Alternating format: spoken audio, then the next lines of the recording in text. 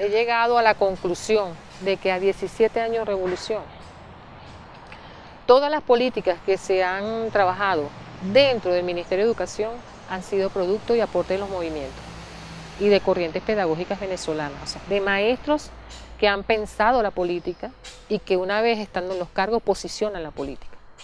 La asimilación por parte de la institución Ministerio de Educación de la aportación de los movimientos sociales cuantitativamente ha sido poca, porque ha privado más las contradicciones estas de las que hablamos ahora.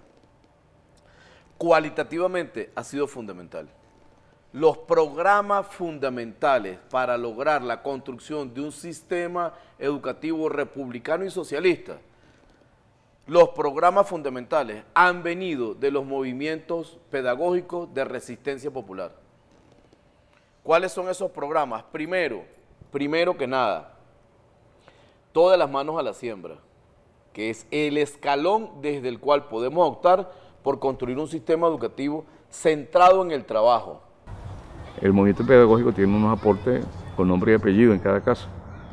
Constituyente educativo, que fue un proceso de consulta, proyecto educativo nacional, otro proceso, LOE, la Ley Orgánica de Educación, y nuestra vinculación a todo el desarrollo de la LOE en los ambientes de aprendizaje, todos los peos que tenemos ahorita en estos momentos en educación.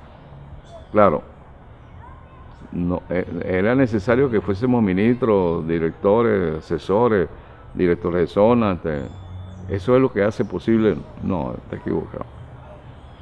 Se necesita una vinculación con la gente, con los docentes, con la comunidad educativa, con las organizaciones sociales, de otra manera.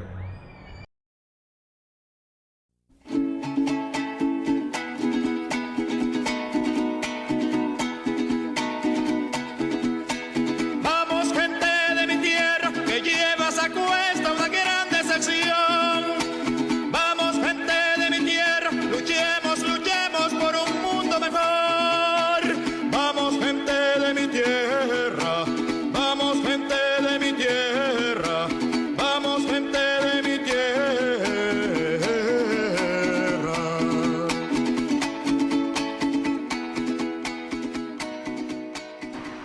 Mirna es una persona, un ser humano que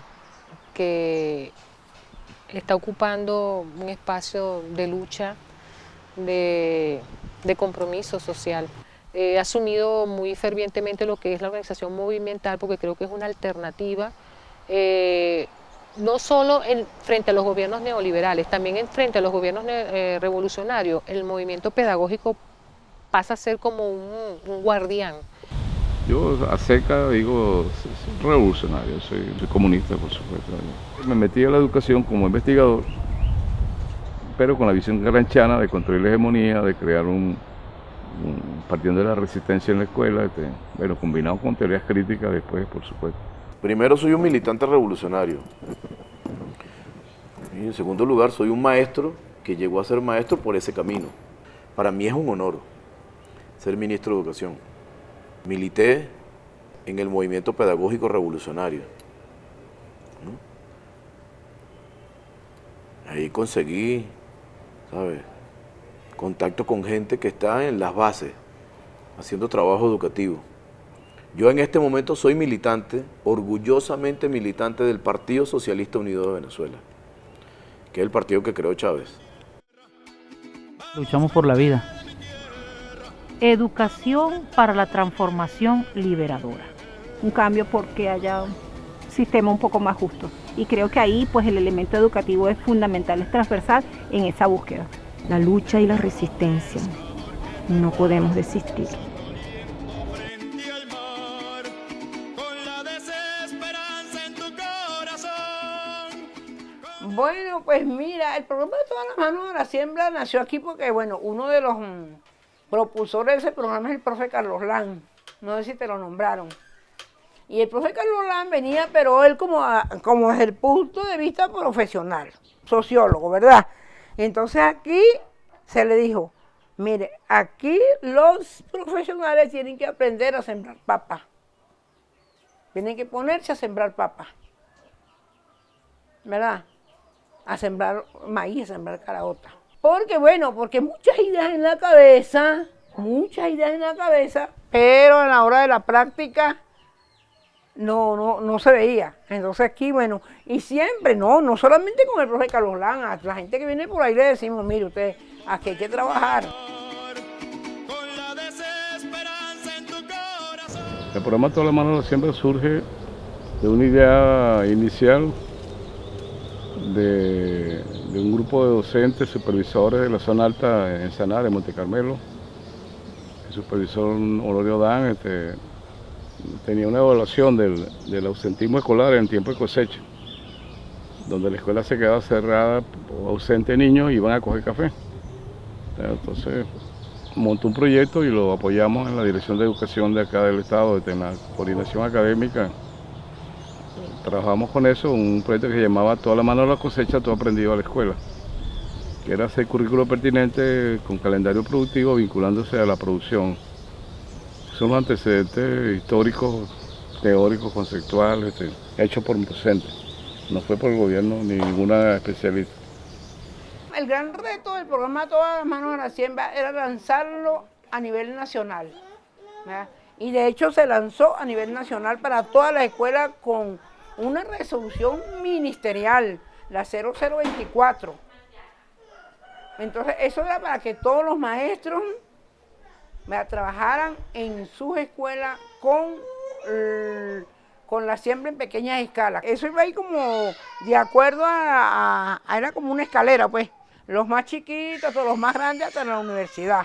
Se dieron pasos muy importantes, se lograron muchas cosas, pero como tú decías, la cuestión de los ministerios, los cambios de ministros, que eso nos ha hecho daño a nosotros también en los proyectos, porque hay ministros que están muy casados con un proyecto y de repente los cambian, ¿verdad? Entonces viene otro que no está tan casado. Y eso pasó con el programa Todas las Manos a la Siembra. Iba muy bien enrumbado, incluso los maestros ya estaban comenzando a familiarizarse con el programa. Entonces vino una ministra y bajó todo. Bueno, pero nosotros nos sacan por la puerta, nos metemos por la ventana, decimos nosotros. Y si bien se paralizó, en 10 estados no se paralizó, la gente lo asumió, porque esa es una de las virtudes del programa. Cuando se aprende como proyecto de vida, como se interioriza, se asume como actitudinalmente, eso no lo puede frenar, la burocracia no frena eso. O hay una cultura que yo le llamo una cultura de cacopellana, del síndrome del otro gobierno, que es el que llega, debarata lo que el otro hizo, no hace balance, cambia los equipos, y nosotros hemos vivido en carne propia eso. De forma que hace apenas 4 meses se vuelve a relanzar el programa después de 2 años de parálisis. Pero quien empuja a que se relance el programa no son sus contenidos explícitos o implícitos, sino la necesidad histórica que estamos confrontando con los peligros de la amenaza de hambruna, la coyuntura, pues. El movimiento pedagógico asume la lucha de la corriente histórica afrodescendiente, originaria, marxista, de la teología de la liberación y bolivariana. Por la emancipación, por la educación liberadora, por la construcción de la nueva sociedad. Porque el pensamiento emancipador desplace al pensamiento hegemónico. El movimiento hace sus congresos, ¿verdad? Anualmente. Nosotros ya hemos hecho como 4 congresos. Pero después se despliega y hace sus acciones, ¿ok? Y se introduce en el gobierno. Entonces, desde el gobierno operamos y desde allí empujamos los proyectos que haya que empujar, con la concepción, ¿verdad?, política de lo que debe ser la educación, donde estemos, ¿ok? Ahora, las limitaciones del movimiento nuestro tiene que ver con ese mismo, cuando era el gobierno de la Cuarta República, que era neoliberal y que venía, bueno, acabando con todo. Entonces el movimiento era combativo, era un movimiento que alzaba la voz, era un movimiento que se reunía y estudiaba y hacíamos planes bien concretos y acciones bien concretas, nos comunicábamos entre todos y éramos un solo paso y haciendo frente, ¿verdad? Y nos metíamos en el gobierno y hacíamos nuestras aportes y enderezábamos y incidíamos en las políticas neoliberales, porque nosotros tuvimos en el gobierno cuando el neoliberalismo. Pero las políticas que nosotros, cuando nos metíamos en esos intersticios del gobierno, era para torcer el rumbo de la historia. El movimiento allí era un solo pie y un solo cuerpo y una sola mente, ¿ves? Llegado la época de la revolución, entonces caemos en aquella cuestión de la comodidad. O sea, yo no sé qué ha sucedido desde el año 99 para acá, que el movimiento entonces ha perdido esa voz, ¿verdad? Se ha hecho un poquito más maleable con las cosas que dice el gobierno, que no son malas, pero que el movimiento tiene que conservar su propia autonomía, ¿verdad? Que es una condición de los movimientos pedagógicos, su autonomía, sus proyectos políticos, su identidad. Son cosas que los movimientos no pueden dejar. El principal obstáculo, ¿qué es lo que ha impedido? Es un problema de paradigma, de enfoque, de mentalidad, porque entonces la mentalidad del funcionario, del burócrata o del militante enajenado, entonces vive empíricamente en un frenesí de activismo. ¿Okay? Mucho empirismo, mucho tareísmo, entonces tú no tienes tiempo de meditar, no reflexionas, no sacas cuenta, no sistematizas. Y entonces por eso planteamos que hay antídotos frente al proceso de burocratización. Tiene que ver con papeleo, con formalismo, con rituales, con protocolos. Bueno, el revolucionario tiene que saber luchar contra eso y le decimos cimarronear el espacio, es la resistencia frente a eso. Cimarrones eran étnicamente los afrodescendientes, que un espacio que le dicen Cumbe o Palenque o varios nombres en América, un espacio, un campamento donde ellos están libres y le decían cimarrón. Cimarronear es como decir el espíritu libertario que reconoce el terreno, que se mueve en el terreno, que domina el terreno y puede evadir los controles, en este caso en aquel momento de los españoles, del colonialismo. Cimarronear el espacio contemporáneamente es burlarse de la burocracia, del burocratismo y avanzar con eficiencia, transformando. Esa es la metáfora. Cuando tú no puedes, porque la burocracia no te deja, tú cimarroneas. Pues. De tal manera que la relación ha sido muy contradictoria. Y eso se ha manifestado en un desbalance, ¿no? Tenemos movimientos sociales muy débiles y tenemos un gobierno muy fuerte. Por eso el presidente Maduro ha favorecido, creo yo, es lo que yo puedo interpretar. Él a mí no me lo ha dicho, no creo que me lo diga tampoco, no creo que tenga que decírmelo, ¿no? Pero yo observo las designaciones que hace el presidente Maduro en importantes responsabilidades del gobierno, de gente que viene de tradición de lucha vinculado a movimientos sociales, y creo entender que el presidente Maduro está apuntando a la resolución histórica de esta contradicción, a la necesidad que tenemos de que los movimientos sociales se fortalezcan, pero se fortalezcan desde la perspectiva de que tenemos que tener visión de poder, perspectiva de poder. El gobierno es del pueblo. El gobierno es del pueblo, ¿no? Y el gobierno tiene que entender que es una herramienta del pueblo, ¿no? Y que el pueblo se organiza en movimientos. No es fácil, no ha sido fácil, ¿no? Yo estoy desde acá favoreciendo la construcción de un movimiento pedagógico unificador. Sin embargo, en Venezuela tenemos cerca de 87 movimientos pedagógicos. Cada movimiento pedagógico con una agenda y con un liderazgo. Y yo como ministro de Educación de la Revolución Venezolana, ¿no? Como ministro de Educación de los estudiantes y de los trabajadores y trabajadoras, tengo que favorecer la unificación, ¿no? Me consigo con dos obstáculos. Primer obstáculo, la estructura burocrática del ministerio, que no comprende las lógicas de funcionamiento de los movimientos sociales. Y por otro lado me consigo las incomprensiones de los movimientos sociales del tema de cómo funciona la institucionalidad. ¿Te das cuenta? Sin embargo, vamos a salir adelante y vamos a construir movimiento pedagógico y movimiento educativo. El movimiento pedagógico revolucionario lucha, se mueve, respira por una educación alternativa que es una vida alternativa, por una formación para la vida.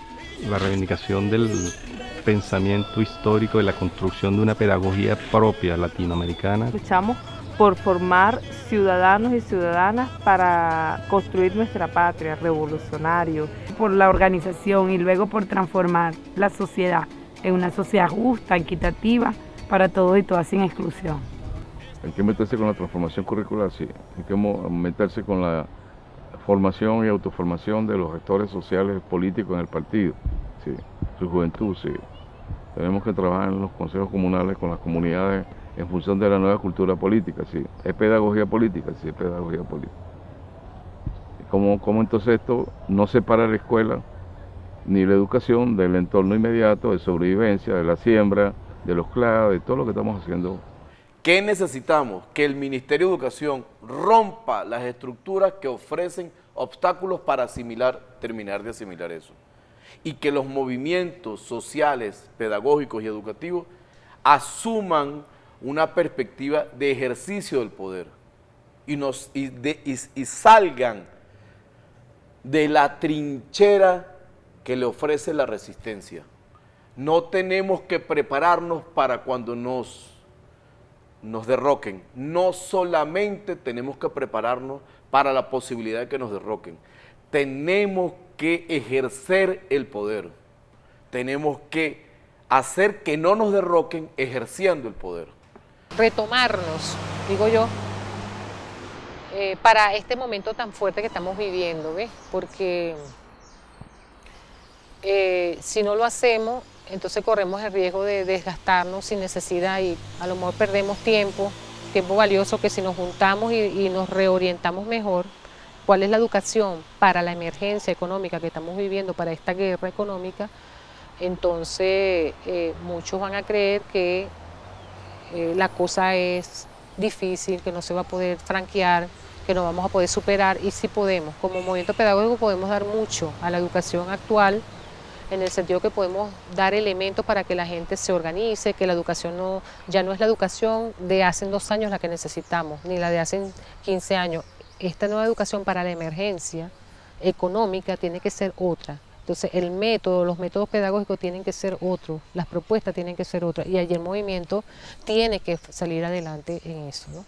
Por una transformación educativa y liberadora, que nuestra educación salga de lo que es las aulas y que podamos transformar ese currículo, ¿verdad?, con todo lo que son los aportes desde la comunidad y desde las aulas, ¿no?, que haya esa articulación. Nosotros estamos hacia una educación popular. Luchamos por la transformación de la humanidad a partir de nuestro entorno en este momento. Luchamos. El movimiento es un gran colectivo que lucha y cada lucha individual se convierte en una gran fuerza colectiva. Como decía Paulo Freire, la formación, la educación no transforma el mundo, pero sí transforma el sujeto social que transformará ese mundo. Lo que queremos los revolucionarios es como dice la canción, ¿verdad?, que la guerra no nos sea indiferente, ¿no?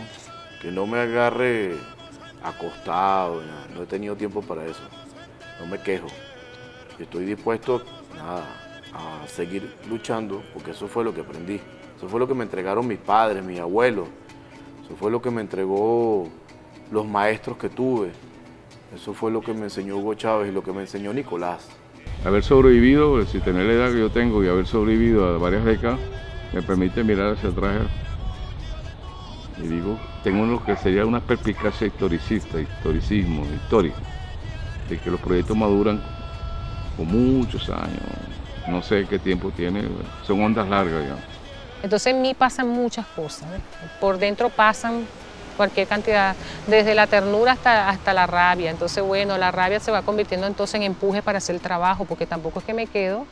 Digo, bueno, no me puedo quedar de mano cruzada.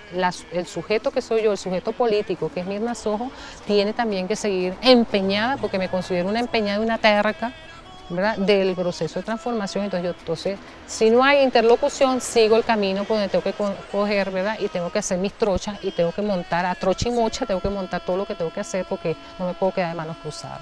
Y eso también es lo otro bueno de los movimientos, que si no hay interlocución, entonces no importa, tenemos los proyectos y seguimos avanzando por el camino que tenemos que avanzar. Y eso es lo bonito, ¿eh? Entonces también hay empuje para la acción, ¿no?, y de la transformación, y venceremos, tenemos que vencer algún día.